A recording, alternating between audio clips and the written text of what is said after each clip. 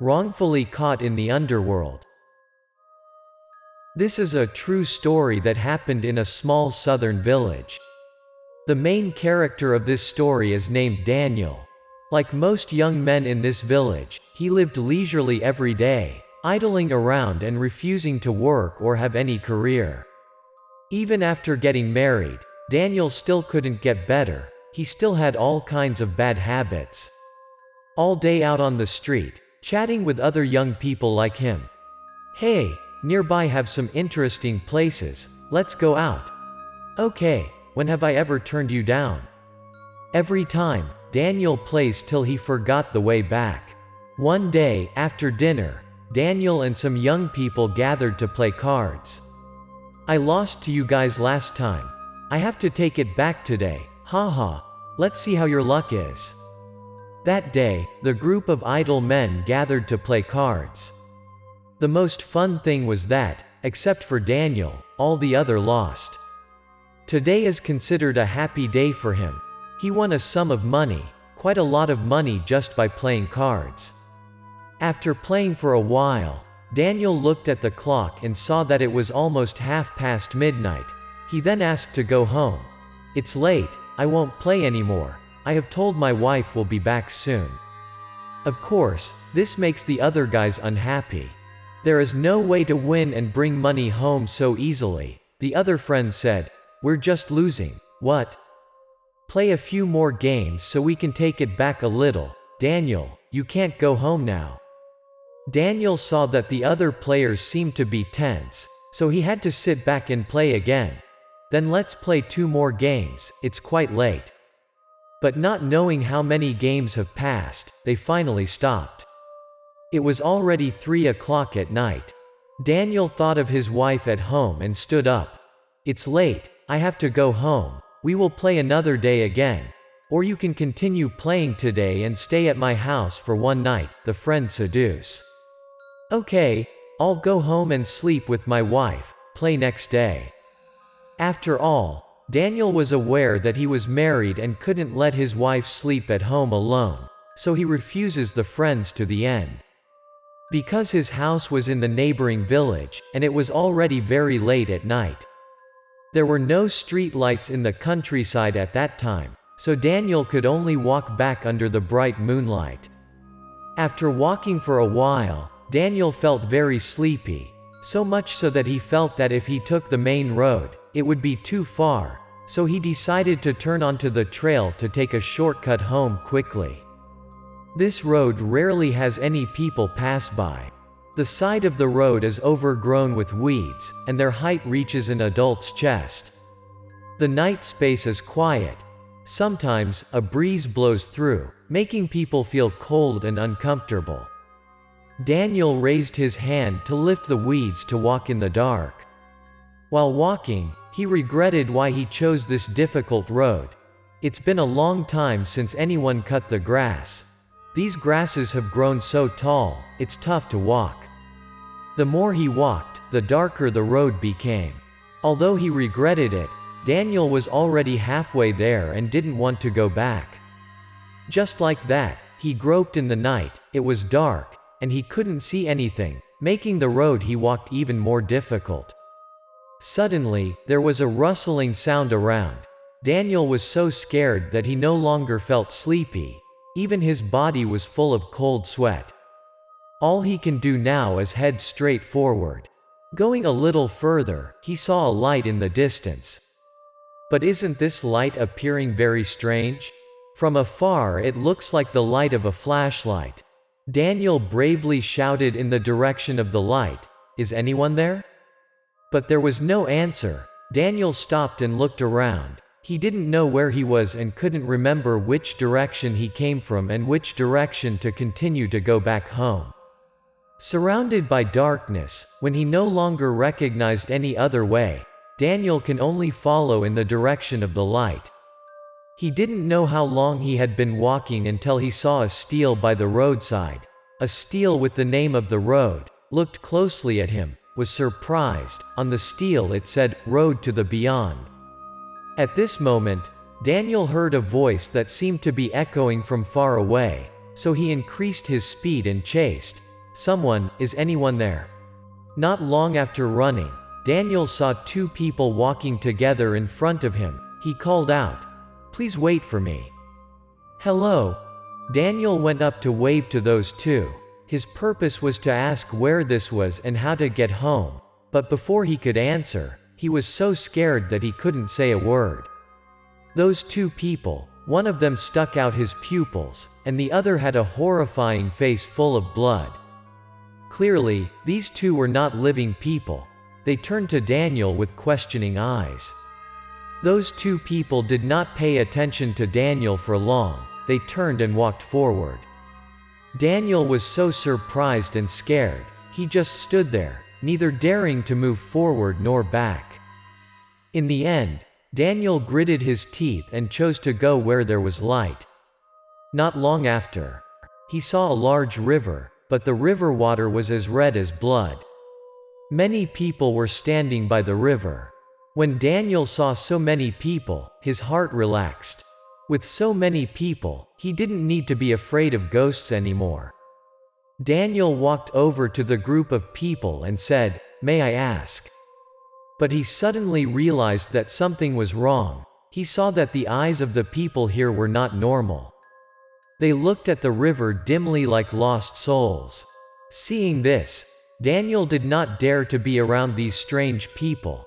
He quietly walked to the edge of the crowd. Right at this moment, he happened to see a girl worth noting in front of the stele, so he walked over. That little girl has bright eyes and is different from other people, making Daniel feel a little secure and come to ask, "Hello miss, could you tell me where am I, please?" Hearing someone call her, the girl turned around, smiled and answered Daniel's question. "This is the Lethe River, the river of oblivion, the only way to the underworld." The answer made Daniel freeze. He forced a smile and said, "Miss, please stop joking around." Seeing that Daniel did not believe her words, the girl seemed unhappy. She turned her head and said, "Believe it or not, someone will escort us to the boat to cross the river soon." Seeing the girl seem angry, Daniel quickly apologized. "Sorry miss, but in fact, I just played cards at my friend's house. How could I die?" The girl didn't look back, obviously still angry, but she also answered his question. "There are many reasons for a person to die suddenly. You don't know that you are dead, is also a normal thing." After hearing the girl say that, Daniel's heart began to think. Just while playing cards, he drank some wine. Did he die from drunkenness? He was still awake on the road just now. Right at this moment, a boat glided from afar. The strange thing was that no one was rowing, but the boat still rushed straight to the shore as if someone manipulated it. The little girl just now stared intently at the oncoming boat. She walked towards the boat, didn't forget to turn back, and said to Daniel, "Let's go. The boat is coming." Daniel has almost accepted his ironic fate. He gets on the boat with the other souls. Am I really dead? The boat floated on the water again. Looking at the blood-red water under the boat, Daniel wanted to cry. 2 lines of tears flowed. He felt sorry for himself, resentful and bitter, thinking that he had not had time to speak. Saying goodbye to his family, his loved ones, his wife. The more he thought about it, the more he regretted why he didn't appreciate the time when he was alive. He always felt that he was young and had a lot of time left. He threw himself into drinking and playing cards, never paying attention, focus on doing business, taking care of his family. The boat just drifted slowly along with his belated regretful thoughts. Finally, he doesn't know how long it took. The boat also docked on the shore. There were 6 men wearing shirts with the names of each group of people: good people, bad people, going to heaven or hell.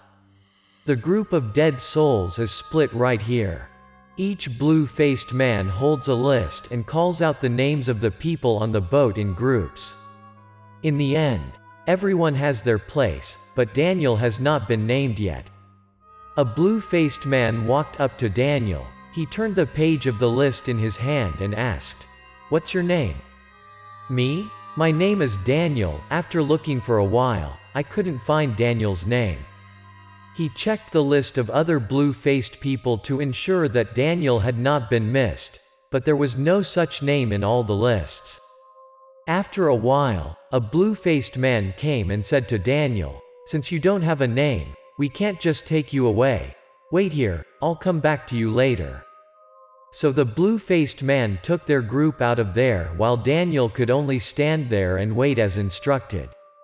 After a while, a big, muscular man with a fierce face walked up to him with a regal and majestic gait. This must be the real king of the underworld because his robe has the word, "Judge," written on it. King of the underworld walked to Daniel's place, directly explaining why Daniel's name was not on the list. "Daniel, a native of the South Village, you should have been a worker for 87 years. But because of you accidentally strayed into the yin and yang border, so this situation happened." As soon as Daniel heard the news, he knew he had just made a rare mistake but wasn't actually dead, so he had hoped. "Sir, so can I go back? Come back to Earth, come back to life, right?" But he was immediately discouraged by the following words of the king of the underworld. "Now that you are at the door of the underworld, you can't go away if you want to go back. I advise you to accept your fate. Enter this realm and then you can avoid the sufferings of samsara. Birth, old age, sickness, and death are all over." Daniel knows his fate is not over, so he insists on coming back. "I'm not dead, I haven't done anything bad. I just made the mistake of getting lost in this place. Please let me know, can I get back?" Hearing what Daniel said, the king of the underworld frowned. At this moment, a boat was coming from afar, and the voice said, "Daniel, Daniel, where are you?" Daniel heard his name being called and quickly replied, "I'm here. I'm here." The king of the underworld was obviously familiar with this sound. He stood quietly on the shore and looked at Daniel as if he was jumping, waiting for the boat to dock. Not long after, the boat pulled up to the shore, and a bald old man stepped out. The king of hell looked at the old man and smiled.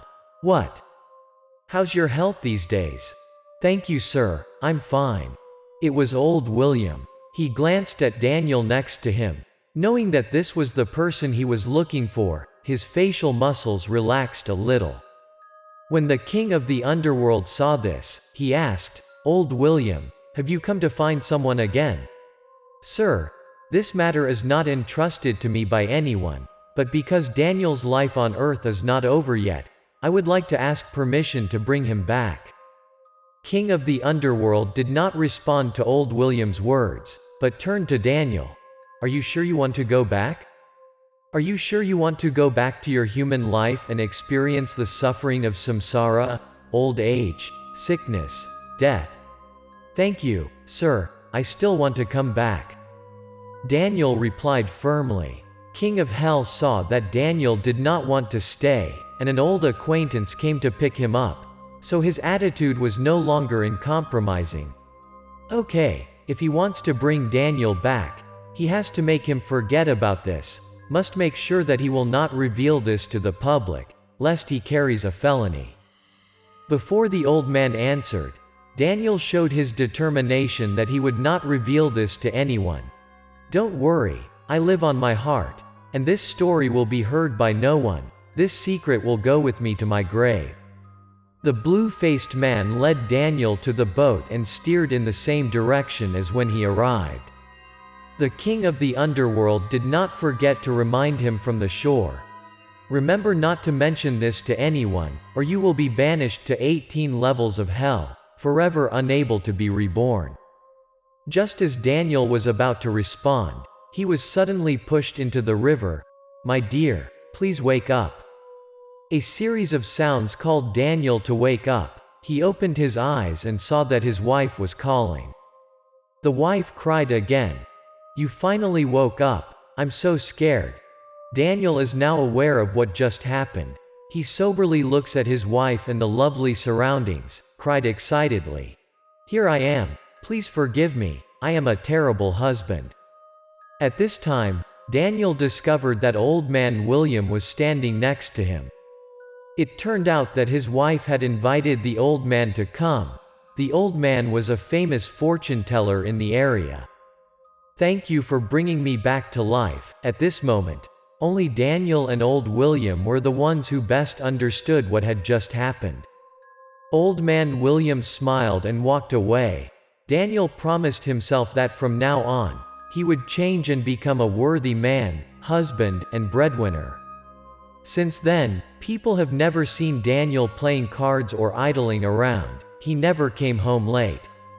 After that, Daniel went to the city to find a job and settled down for a few years. After saving some capital, he returned to his hometown to start a business with his wife. At first, it was just a tiny stall, but then the business of Daniel and his wife grew more and more. He not only changed his life, but also did good deeds to help many others.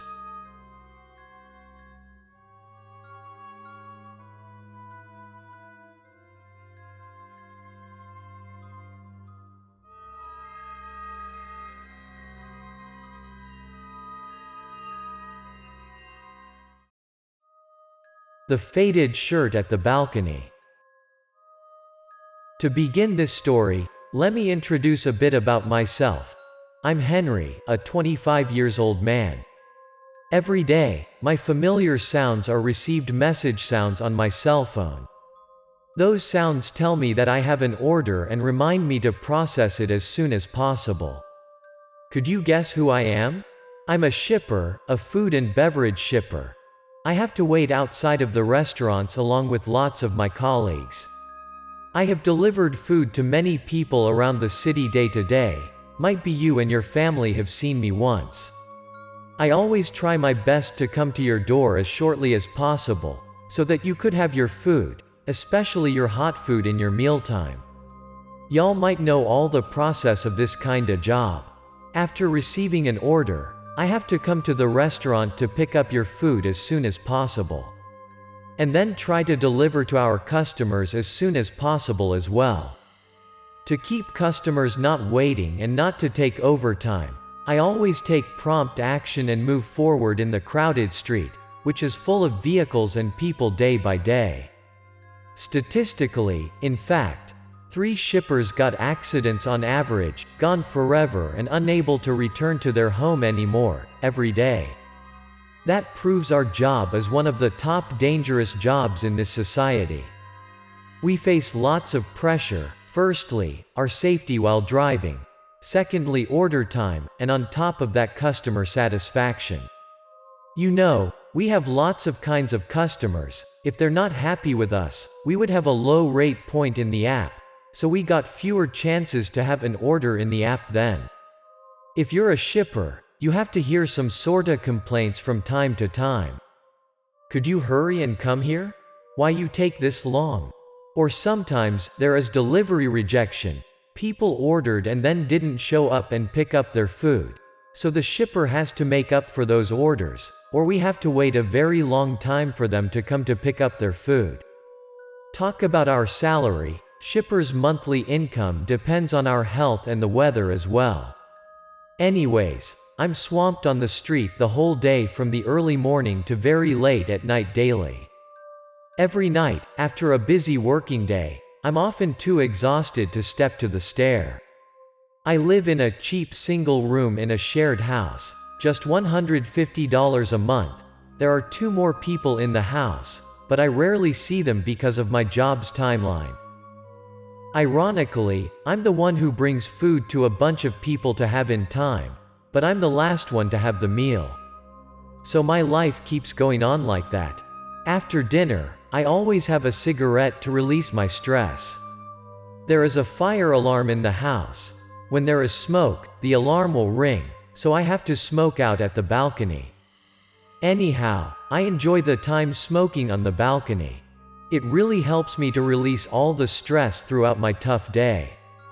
That time I could relax and be grateful for being alive and safe and standing there, having a cigarette. Some of you might ask, why I stick with this risky job. That is because I could make money, and I think it's more a lot than your income. With my youth, I could try my best to make as much as money I could, so that's all fine. Every time I smoke at the balcony and look into the dark space ahead, I think about my future, what I would do with my money. I might be too talkative about my stuff, don't you think? All of that is leading to the story today. That day, I washed my uniform but forgot to hang it. And as a result of that, I woke up in the morning and had no uniform to wear. Our company's rule is heavily penalized to people who don't wear the uniform during their shift. I was very panicking, then shed light when seeing a shirt at the balcony, which was also from our company. I had no ideas whose that shirt. The other two shared house with me weren't shipper. I guess that might be from a former renter here. I quickly came out and took the shirt. The shirt looked old and faded already due to being on the balcony for a long time, I thought, but it fits me well. After wearing the shirt, I stepped downstairs but always felt that there was someone behind me. I turned around but saw no one. I thought I was overreacted because I didn't sleep well the night before. When being at the shipper checkpoint, Lucas, one of my colleagues, teased me up and asked me where I could take that old shirt. My colleagues teased me when seeing me wear that old shirt, so I had to explain to them that it was because of my carelessness. I have not hung my shirt the night before, and I had to borrow that one, which was not my shirt. At that moment, my phone rang, and there was an order. I went to the restaurant to pick up the food then. That was a fast food restaurant, and there was a glass door at the entrance. When stepping by the glass door, I looked at myself through the glass door just like the rest of you. Out of the blue, I saw someone behind me. Someone was covering with blood on his head and face. I startled and screamed aloud, then stepped back instantly, but there was no one behind me. I looked at the glass door one again, but just me in the mirror. My scream was too loud to attract all of the customers in the restaurant to me. I couldn't tell you how much I was embarrassed back then. The restaurant owner brought me the order and asked what happened to me earlier. I didn't want to take time with him. I just simply replied that I was okay and hurriedly picked up the food and left. When I stepped outside, through the glass door, I unconsciously looked at the glass door one last time to ensure nothing behind me or all I had seen earlier was my hallucination. That day was not my good day at all. It might be I had a terrible mood, or my bad luck came to me. When I was on the street, the car right in front of me slammed the brake all of a sudden. At that moment, I nearly ran into him. Fortunately, I have managed to apply a brake to my motorcycle instantly. But as a result of that, the car behind me nearly ran into me as well. The car's owner behind me came out and showered me with his scolds. In that dangerous situation, his reaction was understandable. Until the car passed by me, I still heard his voice, "Do you want to die, kiddo?" But I used to that kind of situation. I have experienced that many times already, so I just let it slide. Still such a lucky guy. I continued to deliver the order. I drove by 2 more crossroads. I was stuck in another traffic light. The app kept reminding me my delivery time was nearly up. Hence, I decided to pass over the traffic light even it was yellow. Suddenly, a small truck from the other direction wanted to pass the yellow light like me. As a result of that, the small truck hit my motorcycle in the middle of the road. That was too late for me to react. I got hit by the truck. The truck was coming very fast. It crushed my motorcycle. My body had been stuck under the chassis. I froze at that moment. All I could do was opening my eyes out to see the truck rolled me out. I thought I would be ground by the truck, so I closed my eyes up and wait for the Grim Reaper to come to pick me up. Then I got started up. I felt someone was pulling me out of the chassis. But it was very dark under the chassis, so I could not clearly see who he was. But I could see his shape, and after pulling everything together, I thought that was the man I saw after me at the fast food restaurant's glass door. The man disappeared right after pulling me out of the truck. I laid there, both frightened and embarrassed. I could hear the crowd around me gathering and discussing my accident. They asked each other to check me out and talked about my destiny. Such a brutal world. I tried to open my eyes to see if my lifesaver was still in the crowd. But there was no him there. There was only the buzzing around about how dangerous I have been, why I took that hurry or being a shipper, but how carelessness I was. Some nice guys came and lifted me. Fortunately, I could stand up straight. They reminded me to be more careful next time and how my family would feel if something terrible happened to me. After then, to be sure about my health, I came to the hospital to check up. Fortunately, there was nothing serious to me. There were just bruises and scratches on my body. When I was home, I realized that those weird stuff that day had come to me because of the shirt I was wearing. The more I thought about what happened, the more curious I was. I wanted to know who was the shirt's owner. What happened to him? Was he alive or died already? Why could I only see him that day when I wore that shirt? I better asked one of the renters in the house, so I came to see the guy next to my room, right after he came out to go to the bathroom. I said hi to him and started the conversation. I asked about the shirt at the balcony, who was its owner. As I guessed, that was from a former room renter here. He lived in the house and a shipper like me. I curiously asked the reason he moved out and why he didn't take the shirt with him. But the answer got me trembles, how a dead man could bring his stuff along. The next door guy spitted everything out calmly and cold-bloodedly. It might be that unfortunate stuff came to a stranger, so people usually accept that very easily. I asked after the dead's cause. And the answer was he died for no reason. People saw him died in his delivery foodway. To be honest, that was not the first time I heard about those kinda cases, but I have no ideas why I still got sad and feel bad for that guy. The more I think, the more confused I got. I have no ideas why he helped me out back then. He might be didn't want me to die young as same as him, or this whole thing was just my hallucination. And then, my life just kept going as it is before the accident. I still receive orders from my cell phone and come to the restaurants to pick up food, drive in the street the whole day. Everyone wants to have a better life, and so am I. I have to take this job and make as much money as I can. I still keep my smoking habit at the balcony after dinner, but after the accident, I fire another cigarette and put it next to me, for my unlucky colleague who used to live in the house. I had washed his old shirt as well and hung it out at the balcony as before. And that is my story. You might hear this story while I'm delivering food to your place. I hope after hearing this story, one day, because of the rush hours or red lights on my way, I come to your place a bit late, you wouldn't blame me. Smile at me and go on easy on me. There is nothing easy in this life.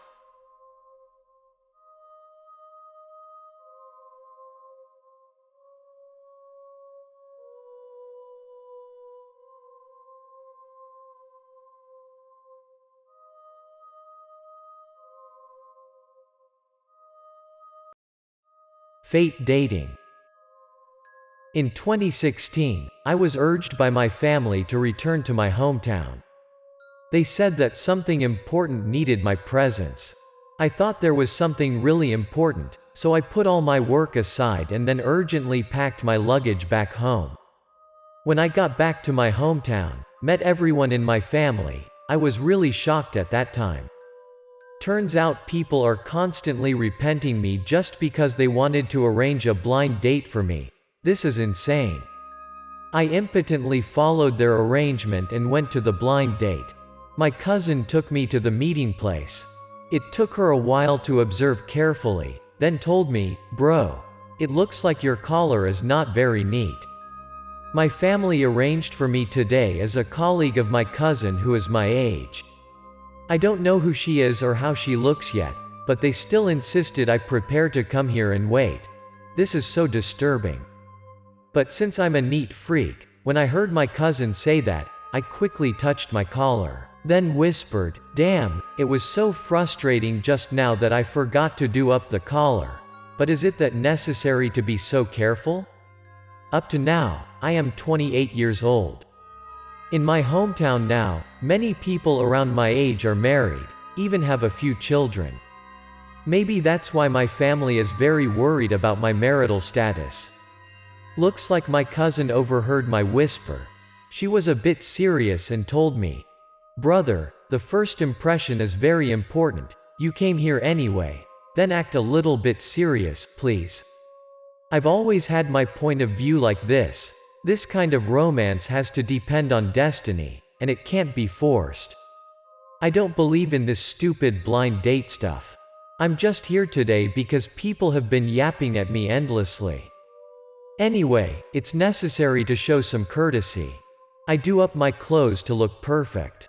I had just finished editing and saw my cousin waving at someone. She said, "Over here." I think it's definitely that one, so I turned around. As I see, over there is a slightly chubby girl, along with quite thick makeup on her face, which I don't like very much. I heard my cousin called her Amelia. As she approached, Amelia raised her hand to my sister and asked, "How long have you been coming?" At this point, my cousin stood up, looked toward Amelia, pointed toward me, and said, "This is my cousin. You two get to know each other." We looked at each other, and all said, "Hello." To be honest, I didn't feel anything when I met this girl, not even touching. She was even not the one I was looking for. I even boycott her thick makeup layer a little bit.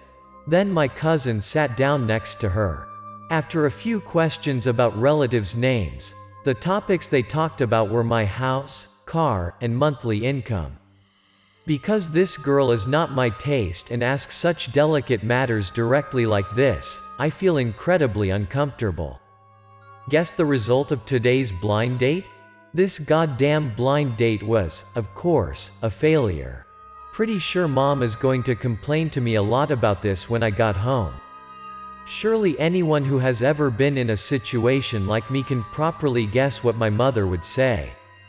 My mother scolded me again, her tone quite grumpy. "Take a look at what you did. You're a bunch of years old, not that young enough to be so picky. When will you be able to get married? Mom, that girl is not good at all. She's a person who values matters, not delicate at all. Plus, I don't feel anything about her." I didn't even want to hear what Mom's saying. I just wanted her to understand how bad was the one I met. Can't we afford that little money? You've been earning money for so long and still can't afford those? If you want to marry someone, they gotta ask about your conditions. It's a crucial thing in their life anyway. Stop making excuses every time. After all, my mom's just expecting a grandson. Maybe she doesn't even care who I marry. Even if I can get the female pig that can give my mother a grandson, pretty sure she won't be bothered. While my mother was talking, my grandfather came up. He said, "Lucas dear, Grandpa. Tomorrow, Mrs. Olivia's daughter from the old neighborhood will come here for a visit. I heard that she is beautiful, gentle, and obedient. Remember to prepare really well." What on earth is going to happen again? Grandpa, how can you have the same idea as my mom and cousin? I can kinda guess what he meant. Another blind date, this time right at my house. His face stiffens when he hears me, then he raises his stick and points at me. I said, "You must prepare for tomorrow, otherwise don't blame why I break up with you." "Alright, I know. Everything will be as you wish." This year, he is over 80, and I don't dare to make him mad. So I had to accept this little bit of discomfort. "Be careful, Grandpa, sit down then talk." After my mother and cousin helped him sit down, I suddenly heard him say that I had met Mrs. Olivia's daughter. "When you were in kindergarten, you two were very close." He also said a lot about that girl. sentence by sentence saying how nice she was. My grandpa said, I gradually recalled the old memories about a lovely cute girl that I usually played during kindergarten years. Don't worry, Dad, tomorrow I'll drag this brat properly in front of the girl. My mother spoke to my grandfather in a firm voice. Then my mother turned to shout at me, prepare yourself well, don't make Grandpa angry. My gosh, I'm so sick of these things. I don't know when I will be able to be at peace again. When that girl was coming, I kept in mind the silhouette of a little girl, though lovely, but seemed rather chubby. She was close to me when we were kids, according to my grandfather's story. But by the time my mother brought her in, what I saw was a girl whose body was quite fit, completely different from what I envisioned in my memory. Hi everyone. This girl is ordinary, does not stand out much, but she has a pretty gentle face. The important thing I notice is that she doesn't put on much makeup. This gave me a pretty good impression. Sit down, dear, make yourself at home. My family seems to be very enthusiastic about this girl. After she sat down, my mother started chattering about everything with her. Through the words of my mother, I realized how classy I am. During the conversation, she didn't ask about my house, car, or monthly income, but listened attentively to my mom's talk and added answers to my mother's questions. The indoor atmosphere is extremely happy. This is probably the most comfortable blind date I've had since the beginning until now. But there's one thing. Her appearance and condition are not the criteria for me to choose as a life partner. After a long conversation, it was time to finish the blind date. My whole family took her to the door. Be careful on your way home. See you again, let my son see you off for a bit. With that, my mother pushed me forward. She said, go see Emma off, don't just stand there. After that, I obeyed my mother to accompany Emma for a while. While we're walking, we also talked a few words. She asked me, how many times have you gone on this kind of blind date? This is my third blind date. Were you also forced to be like this? I feel sorry that anyone has the same fate as me. Our problem is indeed related. Almost everyone parents forced their children to nonsense blind dates, they just can't get it. If it does not include you, there were 6 people before that. Gosh, it turns out her blind date history is much thicker than mine. Wow, 6 is pretty much that number. Adults indeed make us bothered. After a few words like that, we seem to be closer to each other at first. There are also more topics to talk about. Emma's way of talking makes anyone feel comfortable and natural. Talking with her does not feel constrained or hesitant. I continued to wonder, having many blind dates so far, but can't you choose anyone out of the other 6? There is no one I feel suitable for. They only care about money and appearance. In this regard, we have had the same experience again. I deeply sympathize with Emma. I just want a simple family and a husband who understands and cares about me. Perhaps this is really difficult. It turns out we are both true love pursuers. Well, I hope my family can listen to what you said and change their mind right away. I said in a voice filled with boredom and sadness. I just want a very peaceful love. Why is it so difficult? Well, this seems difficult to come true if our families keep pressing us like this. It's hard when the parents don't understand their children at all. Going for quite a long distance, it's already close to Emma's house.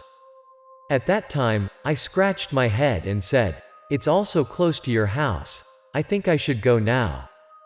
Before returning, we added each other on social networks. After I got home, showered, and had dinner all done, I went to bed and talked on the phone with Emma until late at night. We talked about all kinds of issues. At this point, I think I'm a little bit into her. I kept on talking enthusiastically but forgot about the time until I suddenly looked at my watch and realized that it was too late. I said good night to Emma, then I also went to sleep. I slept quite late today compared to usual. While I was deep asleep, I suddenly had a rather strange dream. I dreamed that someone came and knocked on my house door. Then, when I saw my grandfather open the door, I also heard a man's voice. Grandpa said to the man at the door, "You're here. Let's go inside." The man entered the house. He looked only in his 40s, and my grandfather was in his mid-80s. I wonder how they are related to each other. "Have some tea, my friend." My grandfather poured tea and invited the middle-aged man. I couldn't understand why I was here and observed every angle of the living room and the two of them. "How was the meeting today between Lucas and Emma? Are there any advantages, my dear?" "Well, it looks like they're talking about my blind date mate and me this afternoon." I continued to listen attentively to the story. "It looks pretty good, man. Surely it will work out." Grandpa also told the middle-aged man opposite that he had done his best to nurture this relationship. The two of them are not young anymore. The faster they will get married, the better. The middle-aged man's voice kept ringing in my ears. The clothes that seemed quite old on him also caught my attention. Nowadays no one else wears such old clothes. What a hurry. Getting married can't be urged. Everything will be all right. Don't rush, or you'll wreck the whole thing. My grandfather, though in his mid-80s, his voice was still very fluent. The two talked for a long time. The topic was to settle my marriage with Emma. After that, the middle-aged man must leave. My grandfather saw the middle-aged man off to the door. My dream is so strange. I fell asleep while thinking about that strange dream. Suddenly there was a ringing sound of messages from my phone. That bell pulled me out of my sleep, as well as the thought of the strange dream just now. The phone got a message. It was Emma's message to me. She invited me to her house to pay a visit. Surprisingly, I thought maybe she felt that yesterday's meeting was quite successful. She also feels okay with me, so she wants me to come home and see her parents. Either way, it seems like we get along pretty well, so I replied that I would come soon. I'm awake. After finishing preparing everything, I took a taxi to Emma's house. On the way, I stopped by to buy something as a greeting present. What waited for me inside her house was a bunch of questions from many people. But all of a sudden, I didn't see the middle-aged man from yesterday's dream among them. Emma sat next to me and kept helping me to get rid of the consecutive questions from everyone. Don't you worry like that. My family is not that hard to deal with. After a few hours of non-stop inquiring, everyone also pulled out, giving space for the two of us. It is so comfortable.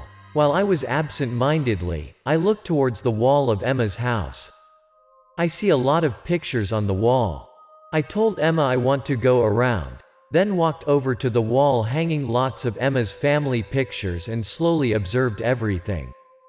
According to my grandfather's story, I suddenly saw the familiar image that I envisioned, a pretty, chubby, and lovely girl. I pointed to the photo with my hand and said to Emma, "When I met you again, I was quite surprised. I just remembered that she was a little chubby but adorable, the girl I played with when I was a kid. You changed a lot when you grew up. As they say, girls gonna change a lot when they grow up." Emma now looks less adorable but adds a little attraction. Well, just yesterday, I feel that she didn't fit my standards at all, and today I find her much prettier. I kept looking at every photo hanging on the wall. There are many interesting photos, it seems that when looking at any pictures. I also had to turn back to ask Emma something about that photo. All heard Emma tell an interesting story related to the photo that I pointed out. So many interesting stories, so interesting that I listened attentively and forget about the time. Many stories make me laugh constantly. Suddenly, I accidentally saw a photo that made me a little bit of a snort. The person in that photo is the middle-aged man in my dream yesterday. I pointed to the photo and turned to Emma. Is this Emma's relative? I don't know why I dreamed of a conversation yesterday between my grandpa and the person in this photo. Everything was so real.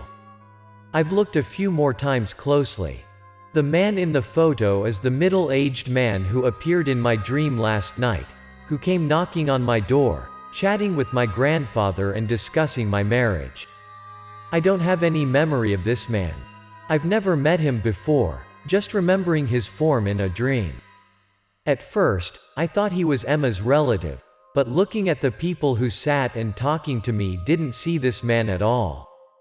I thought that last night's dream was fictional, that man didn't exist. When I saw this photo, I was quite surprised. But then I think this must be a relative of Emma. I probably met and forgot him when I was a kid with Emma was also very close. I don't seem to have heard Emma answer the question before, so I asked a similar question. How does this man relate to you? Why didn't I see this uncle before, Emma? Oh, what are you saying? The person in the photo is my grandpa. He passed away more than 40 years ago, when we haven't born yet. How could you meet him and dream about him? Perhaps it's just mistaken. Oh, unbelievable. The middle-aged man in that photo is Emma's grandfather, who has been gone for more than 40 years. That face, that eye-catching old suit, how could it be mistaken? This is not mistaken. Maybe because the two houses are close to each other, so in the photo album at my house, there might be a picture of your grandpa. So I can dream about him, I guess so, 'cause it's been a long time since he passed away. Suppose this is Emma's grandfather, who has passed away for years. In that case, it is quite understandable why Lucas's grandfather, who was outside his 80s with the middle-aged man in his dreams, could talk in an equal tone. I told Emma a little about my dream last night. She also finds it quite confusing. But we also have the same thought that Emma's grandpa came back to remind us of something, perhaps our wedding. Stop overthinking. Let's go out with everybody. Oh yes, Emma, wait for me. Emma and I went outside together one after another. Maybe we all implicitly understood something. Perhaps the predestined relationship between Emma and me was predetermined a few decades ago. Up to this point, both yin and yang are eager to make an end they have chosen for us. Fortunately, we both felt we were meant for each other. After that, we got married with the blessings of many people, and we were very happy together.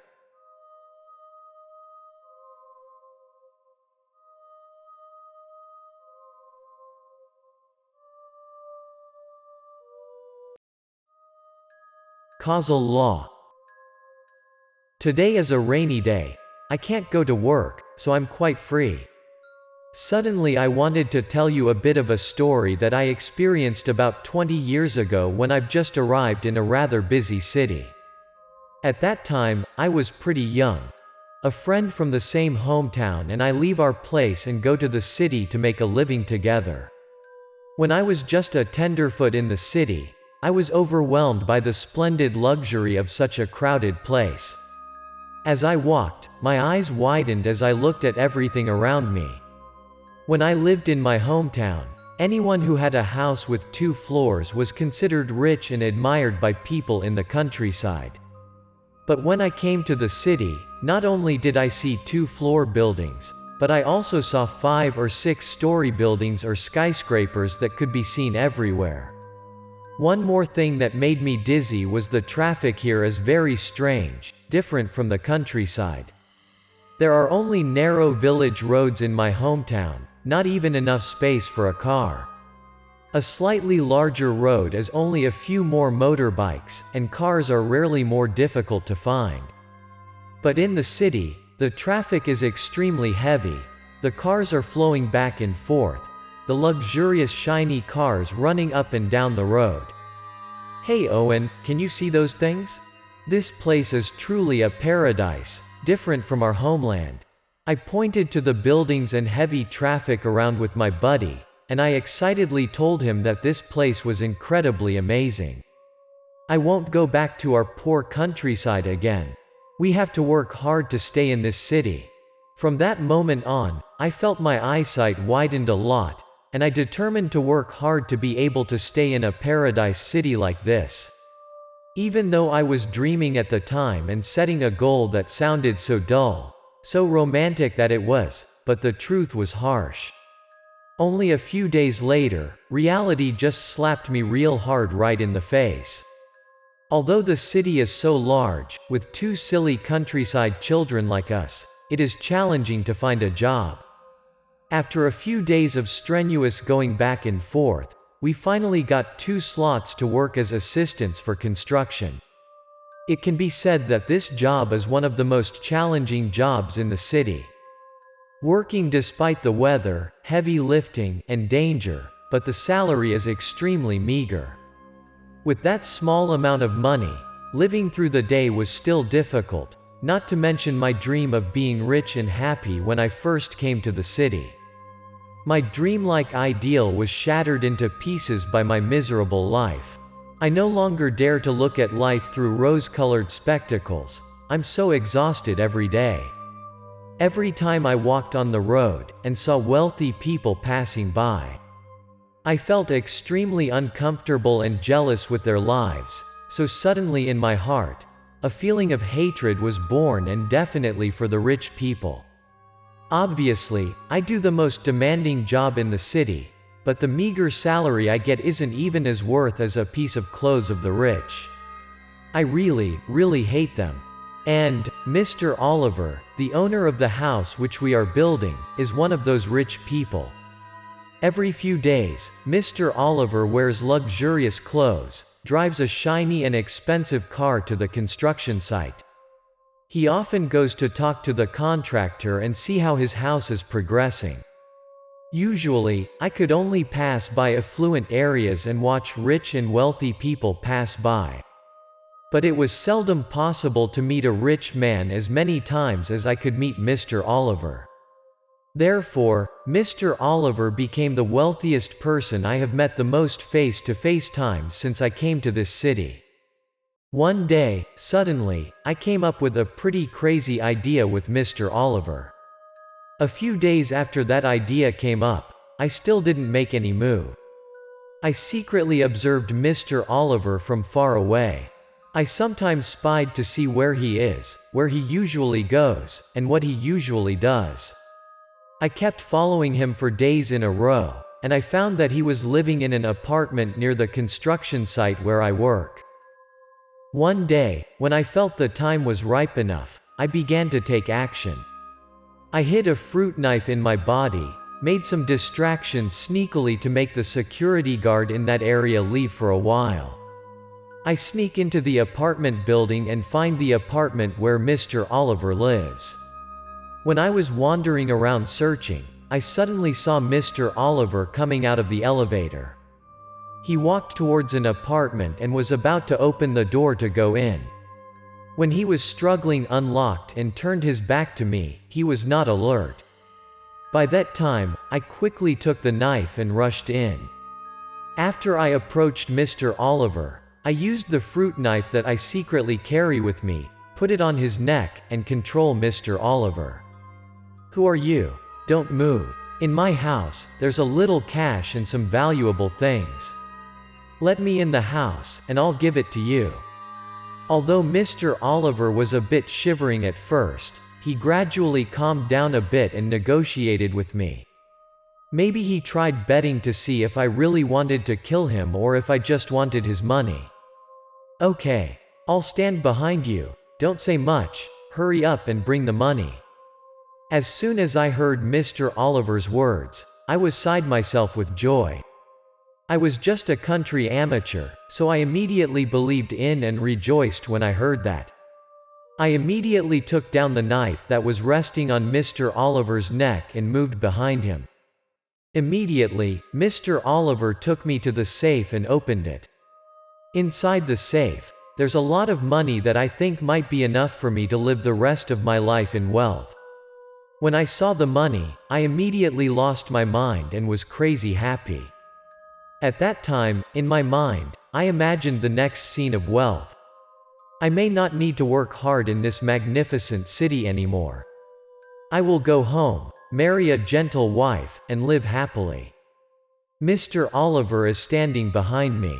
I am forever staring at the stream of thoughts about the luxurious life.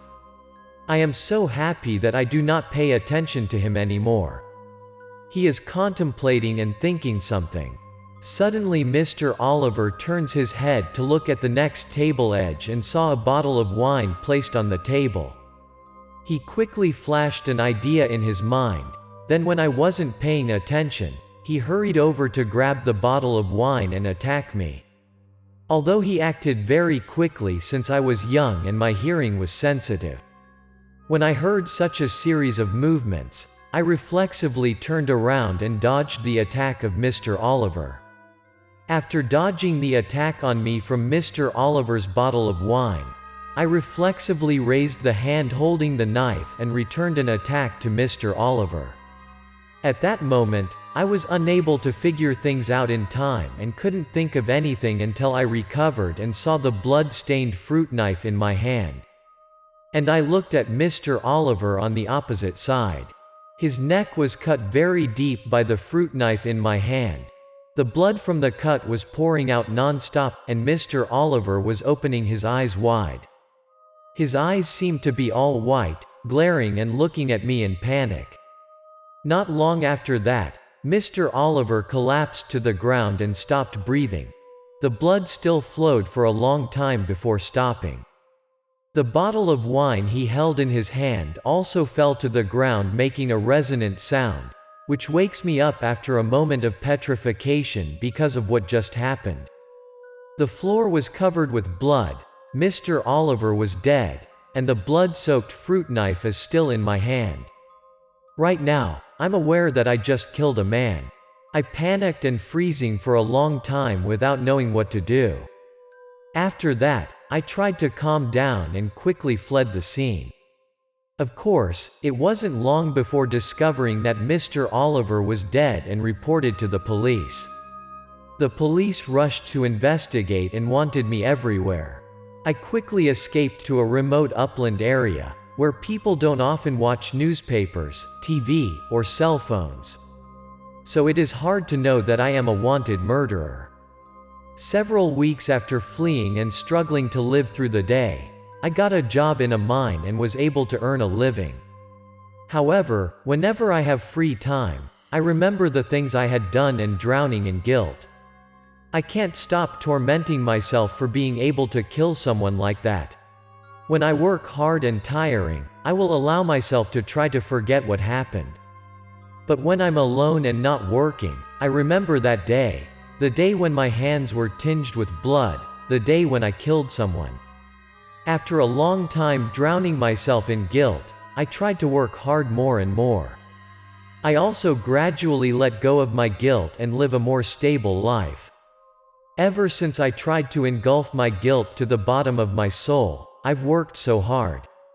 Even when I have the dirtiest, the most difficult, or the most dangerous job, I have volunteered to take the lead, but 5 years quickly passed. Because I do a great job, the mine owner is also very fond of me and treats me not severely. Over the past 5 years, my life has not been too bad. I have gradually settled down and lived a pretty good life now. Hey man, the boss called you to come to him with something.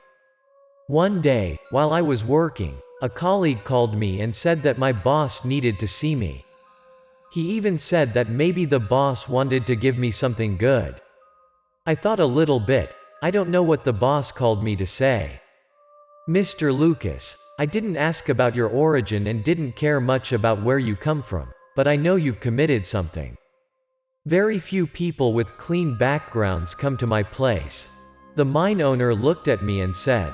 When I heard that, I was a little worried and scared. You, boss, do you want to report me to the police? I was too worried and didn't know how to handle it, so I got scared and asked directly what the boss wanted to do when he called me and told me like that. Oh, of course not. If I want to report you to the police, I just call them to arrest you. No need to call you here to talk. Today I call you here because I want to introduce you to someone quite suitable to marry." The mine owner laughed and spoke out a piece of news that was quite surprising to me. Wife?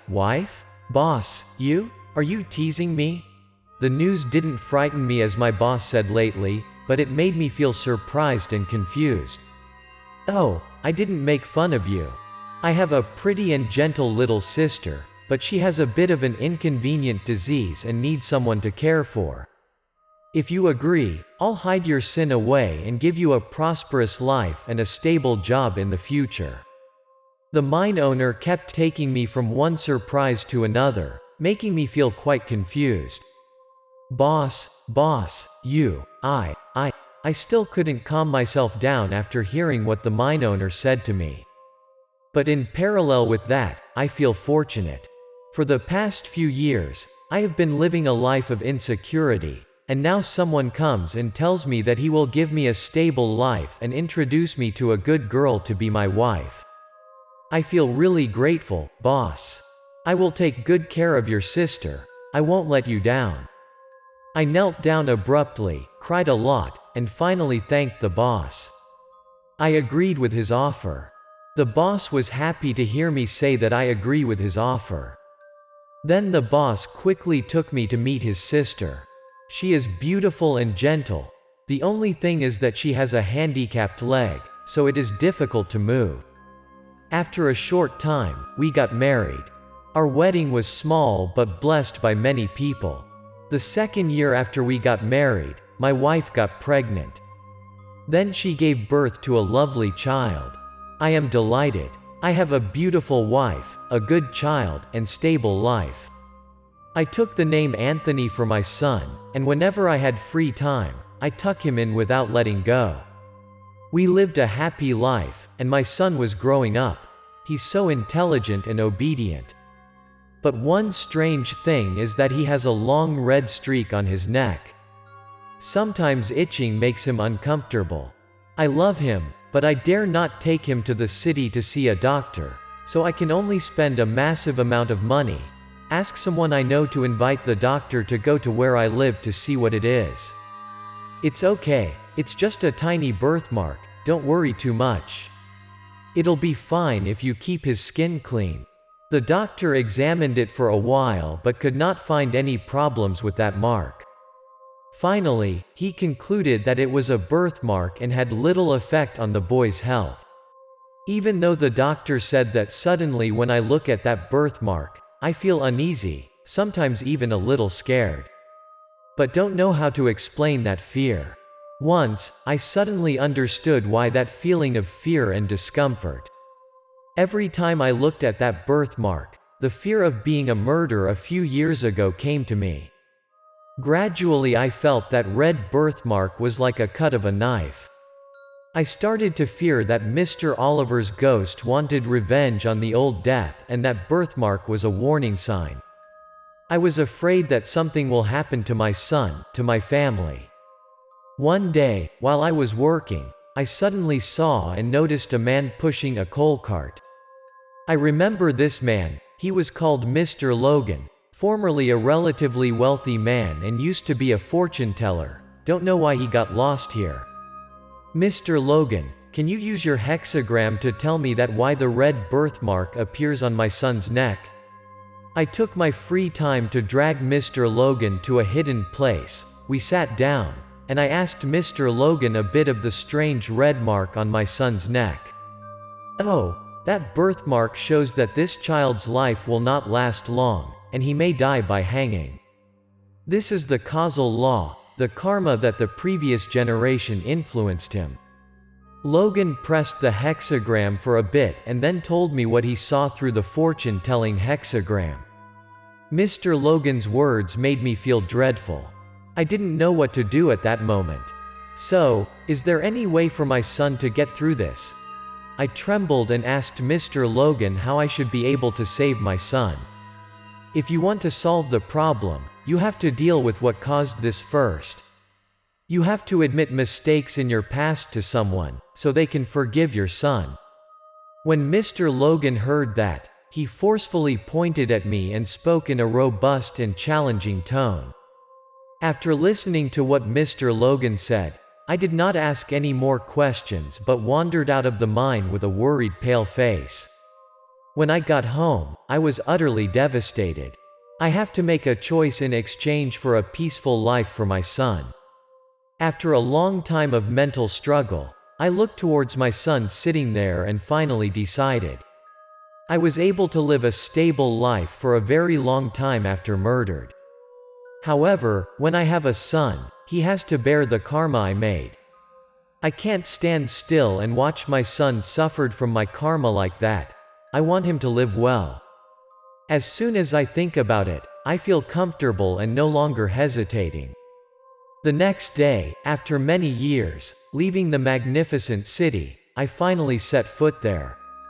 I went straight to the police station to confess. I was arrested and sentenced to 10 years in prison.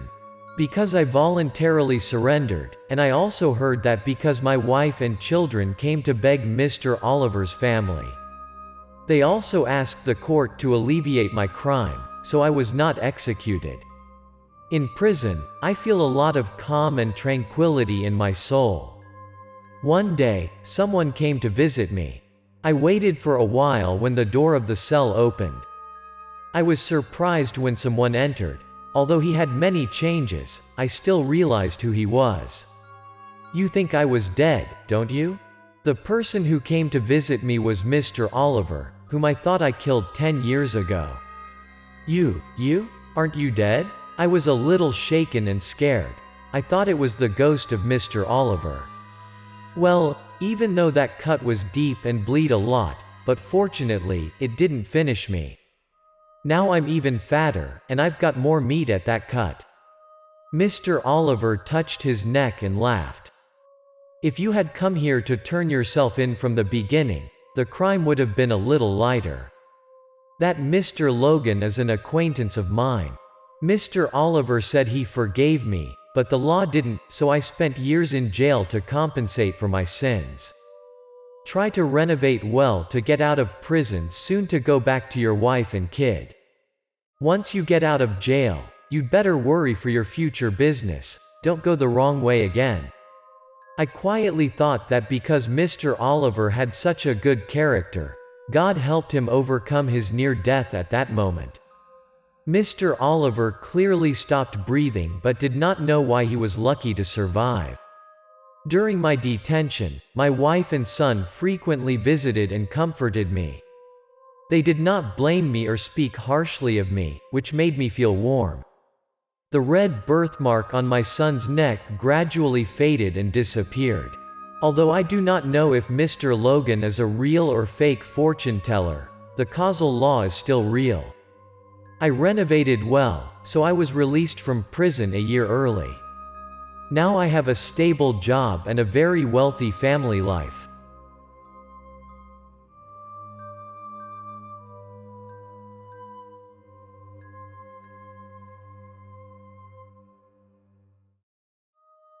The Cursed Umbrella. My name is Henry. I currently work and live in West City. Before a year ago, I lived in North City. I stayed in North City for a long time, so my friends were many there. One day, my boss assigned me to work in North City, so I met Daniel, a colleague who used to be quite close at my former workplace. Oh, Daniel, you look a little pale on your face. Are you sick? Have you gone to the doctor for any medicine yet? Typically, Daniel is a person in good health, does not often suffer from petty diseases. This time his face looks terrible, which makes me worry a little for him. I hurriedly asked what was wrong with him. I'm not sick, it's just that I just met some spiritual problems, so there is a lot of aura that makes my face and state not very good. Maybe in a few days, it will be fine. Daniel listened to me and explained his situation to me. When he mentioned this, he still seemed scared. Spirituality? Maybe you met a ghost? What's the story like? Can you tell me? Well, you have a great life. I used to hear that people who often meet ghosts will not be able to save their lives. I was so surprised by what Daniel just said, I spit a long burst of excitement. Because I see my friend is still healthy and calmly sitting next to me, I am excited, not without worrying about my friend. Not interesting at all, my friend. It will be the biggest fear in my life. If you want to listen, let me tell it. The story is like this. Daniel saw me excitedly waiting for him to tell the story. He sighed and resented a few sentences, then reminisced and started telling me. That story happened about a week ago when Daniel just finished an important project, so he was specially given a few days off by his boss. Normally, Daniel's work is hectic. He rarely takes a long vacation to visit home. On this occasion, Daniel booked the nearest bus to visit his hometown and visit his father. Daniel's hometown is in a mountainous area. However, the small town where his home is located is quite bustling, and the roads are very nice. The road to enter the town is quite rugged and challenging to go. On a few days, it was raining hard. The mountain road was muddy. Sometimes mud even sinks quite deep. The day he returned home, Daniel chose to take a bus to cross the mountain road into town. Thanks to these buses, the movement is a bit less extreme. Daniel sat on the bus and watched the scenery along the road. The mountains and the lush green trees remind him of his childhood memories in the lovely countryside. He hasn't had much free time for a long time. But his flashback was suddenly interrupted by the noises released by the bus, causing him to quickly return to reality. Looks like this bus has had a problem. It rumbled for a few hours and then stopped moving. Damn, here you go again. When the bus was in such a condition, the driver mumbled a few words while trying to start it. It seems that this situation also happens often. Restarting the car wasn't going on well. The driver struggled for a while, but the bus still stood still and motionless. After that, Daniel saw that the driver holding a toolbox got out of the bus and got down to the back of the bus. Maybe he wanted to fix it. This bus is broken, young man. I can't fix it. I called someone to help. I think you have to change to another bus. Struggling for a while longer, but fixing the bus is impossible. So the driver got on the bus and told Daniel to change his bus to go home, and he would wait for someone to help him. It was about 4 or 5 kilometers from where the bus stopped to his house, not too far away. Daniel raised his hand to look at his watch. It was only about 3 o'clock at that time, still quite soon. He felt that the time was quite early, so he didn't wait to change to another bus. From there, going to Daniel's house only took a little time. It was not too extreme, so he got off the bus and chose to walk home. The weather at that time was very cool. The road was also dry and easy to go. Daniel walked while feeling the fresh and pleasant atmosphere, which made him feel extremely relaxed. In North City, jobs are piled up, roads are crowded, noisy. There are times when it can't be quiet and peaceful like in the countryside.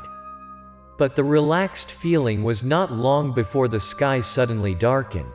Dark clouds came, signaling that it was about to pour rain. The thunderclap broke the surrounding tranquility. The dark clouds grew thicker and denser. Perhaps the coming rain would be hefty. I don't see any good things of today. All kinds of bad luck have happened. There's only a little more to come home, and yet it rains. I don't know if I can return in time before it rains. Daniel felt extremely uncomfortable. He mumbled while complaining while speeding up his steps, hoping to get home quickly. But that kind of weather won't please people long. Daniel just went a little longer, then it started to rain. Heavy rain poured down. The rain makes it dark, the road is harder to go, and the visibility is blurred in the rain.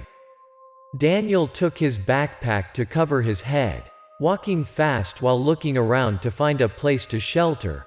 The rain was too heavy, he's afraid that he wouldn't be able to return in the rain. He was walking when suddenly he saw something black in his eye, like an umbrella. He approached and looked. It was a black umbrella lying on one side. The umbrella was neatly placed on the side of the mountain, perhaps because someone rested and left it behind. Daniel tried to pick up the umbrella to check, and he found it was still good and quite large enough to protect from rain and wind.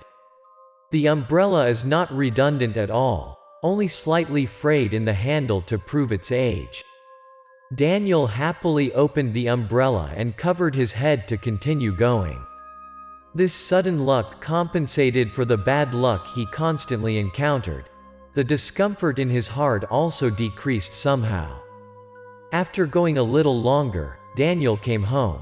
Before he got home, Daniel called to notify his father, so Daniel saw him waiting at the door when he got home. "Well, my son really knows how to calculate. You attentively have an umbrella ready in case it rains." Daniel's father happily found him coming home. He told him a few sentences in front of the house. "Daddy, your son has grown up like this, so I know how to take care of myself. Stop treating me like a child." Daniel saw his father being healthy and joking and replied happily. He thought the origin of the umbrella was not that important, so he did not tell his father clearly. After that, both father and son entered the house one by one. Daniel hung a black umbrella in front of the house to let it drain. After entering the house, Daniel hastily took off his wet clothes and took a shower. After taking a shower, they sat down to eat dinner, drink a few glasses of wine, and talk some little things together. His father knew that Daniel had just come back from the rain, so he guessed his son must be pretty tired, so he didn't keep his son talking too late. Sitting and chatting for a while, Daniel's father urged him to go to bed. Daniel was quite tired, so he slept soundly as he laid his back on the bed. Towards the middle of the night, he suddenly heard something faintly. But the heavy sleep made Daniel unable to open his eyes. Besides, he thought it was just the sound of the wind, so it wasn't long before he fell asleep again. But a while later, Daniel still heard a glimpse of that strange sound. It didn't seem to be any sound either. It was a voice full of ghostly. That voice seemed to come closer and closer to Daniel's bed. Daniel was forced to wake up by fear. When he opened his eyes, he felt terrified with what he saw through the corner of his eyes. Beside his bed, a woman was standing. "I died catastrophically. I died catastrophically." That woman looked very frightening, her blood-red eyes filled with tears. Her mouth kept repeating the exact words over and over again. Daniel fearfully tried to move to sit up but was unsuccessful. He seemed to be stuck on the bed. His forehead spilled out layers of cold sweats. After a while, the feeling of being controlled disappeared. Daniel felt like he could move.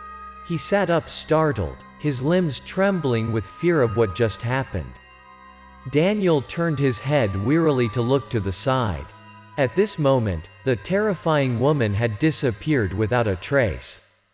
Daniel hopes that what just happened was just an illusion. However, the feeling of fear still lingers. His mind cannot deceive himself whether he was dreaming or mislooking. For a long moment of dismay, Daniel fell asleep tiredly. The following day when the sun was high, Daniel woke up tired. He felt his whole body hot and cold. His heart was beating continuously, feeling extremely short of breath. He caught a fever. "Daddy, I saw a terrible thing last night. I saw a woman with bloody eyes. She looked like a ghost." When Daniel's father found out that he woke up late, he went to the room to check and knew that Daniel had a fever. Daniel worriedly told his father about what he saw last night. His father immediately felt scared. He gave him some fever-reducing pills, boiled warm water to clean him up, then hurriedly went out. "Mr. William, please come in." After a while, Daniel's father brought a silver-haired man home. It looks like his father's attitude was quite respectful to that man. That silver-haired man surnamed William, who lives alone, regularly studies strange things of yin and yang. Although not too intensive, he has a specific understanding. Whenever people in the village are in trouble, they will ask him for help. Mr. William entered the house and did a round of checking around. He looked very thoughtful. But testing took a while, and he still did not find anything strange. "Hey, young man, what did you bring home yesterday?" After taking a while to check but still hasn't discovered the abnormality, Mr. William immediately walked over to the bed and asked Daniel a few things. "I brought a few clothes, some personal belongings, a phone, a little money, nothing special seems to be." Daniel thought and answered, "Oh right. Yesterday, when I was coming home from the rain, I picked up a black umbrella." As he was speaking, Daniel remembered the umbrella he picked up on the side of the mountain yesterday. "Yesterday, I was in a hurry, so I did not think of anything. Now that I think about it, the umbrella seems rather strange." "Oh, where did you leave the umbrella?" When Daniel said that, Mr. William's face relaxed a little, but his voice was still very urgent. "The umbrella is hanging on the pole in front of the door." Before Daniel could speak, his father answered. The look on his father's face is also quite worried for Daniel. "This kid, yesterday you didn't tell me about the origin of that umbrella, too careless." Daniel's father was worried and angry because Daniel didn't tell him about picking up the umbrella. He blamed Daniel for a few words.